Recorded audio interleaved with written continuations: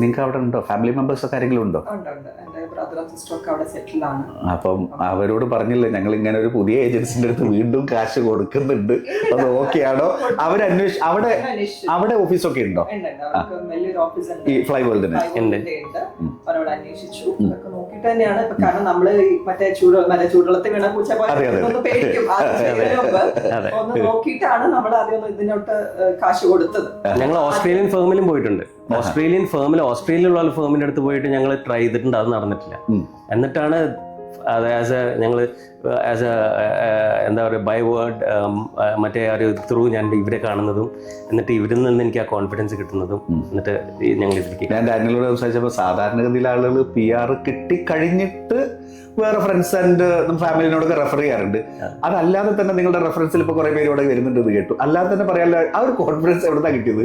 അത് ഇവരായിരുന്നു കോൺഫിഡൻസും ഇവർ ചെയ്ത ആ പ്രോസസ്സിലുള്ള കോൺഫിഡൻസ് എന്ന് വെച്ചാൽ നമ്മൾ ഇതിന് മുമ്പ് ചെയ്തപ്പോൾ ഞങ്ങൾക്ക് ഈ ഒരു ഫീഡ്ബാക്ക് എന്ന് പറഞ്ഞാൽ ഞങ്ങൾ പുഷ് ചെയ്തുകൊണ്ടിരിക്കണം.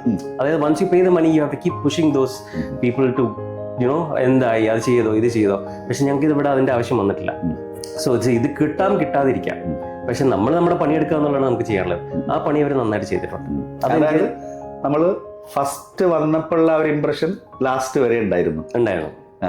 ഡെഫിനറ്റ്ലി തെറ്റിയിട്ടില്ല. ഇല്ല, ഇപ്പോഴും. ഇനി എന്താണ് മോളുടെ എഡ്യൂക്കേഷന്റെ ഒക്കെ പ്ലാൻ എന്താണ്?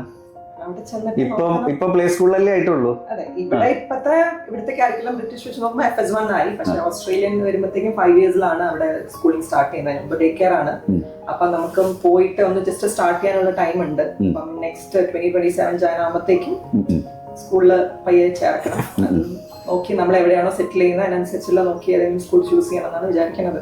അവിടുത്തെ വെതറും കാര്യങ്ങളൊക്കെ ഓക്കെ ആണോ? വെതറും പ്രിറ്റി മച്ച് കുഴപ്പമില്ല. നമുക്ക് ഓൾറെഡി കുറച്ചൊരു എക്സ്പീരിയൻസ് ഉള്ളതുകൊണ്ട് പോയിട്ട് കുഴപ്പമില്ല. We can. ഇപ്പൊ വേൾഡ് കപ്പിൽ ഇന്ത്യയും ഓസ്ട്രേലിയയും തമ്മിൽ കളിയൊക്കെ ഉണ്ടെങ്കിൽ നിങ്ങൾ ആരെങ്കിലും സപ്പോർട്ട് ചെയ്യുന്നുണ്ടാവും? കേൾക്കട്ടെ, സത്യസന്ധമായിട്ട് പറഞ്ഞോളൂ, ആളുകൾ കേൾക്കട്ടെ. അതെന്തൊക്കെ പാസ്പോർട്ട് നിങ്ങളുടെ അലീജിയൻസ് ഒക്കെ നിങ്ങൾ പറയുന്നുണ്ട്. എന്താ പാസ്പോർട്ട് കിട്ടി കഴിഞ്ഞ ഓസ്ട്രേലിയ വേണം, ഇന്ത്യ.